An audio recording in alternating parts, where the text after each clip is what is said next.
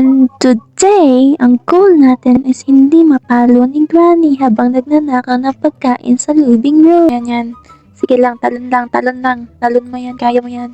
Hindi na daw kaya makatingin ni Granny sa baba ng kama kasi baka daw mabali na yung mga buto sa katawan niya kaya straight na lang ang tingin niya. Bawal yumuko or diretso sa ospital. Hey Granny, hey Granny. I'm down there. Down here.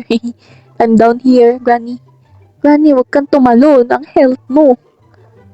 What's your health? Okay, balik na. Gigisingin muna natin si Granny kasi yun ang paborito natin gawin. Gisingin si Granny. Surahin si Granny kasi si Granny is Granny. Granny will love Granny. Grandma, I'm here in my bedroom. Wala ako dyan. Come here. Dito lang ako. Hindi ako mawawala sa tabi mo. Ay.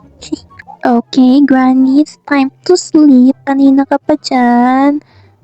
Yung health mo, baka maapektuhan. Kanina ka pa lakad ng lakad dyan. So, it's time to sleep again. Okay, sleep na, Granny. Granny, sleep na, Granny. Granny, just sleep. Sleep. Okay. Gising na naman si Granny. Sabi nang tumulog ka na lang diyan. It's good for your health.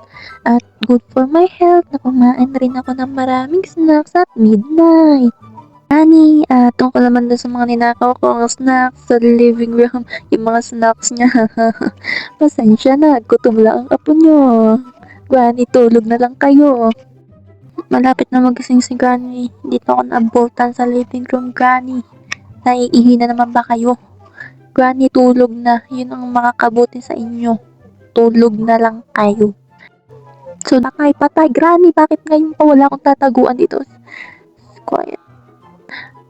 Oh. Kala ko papaluin lang ako ni Granny. Bakit ako pinatay ni Granny?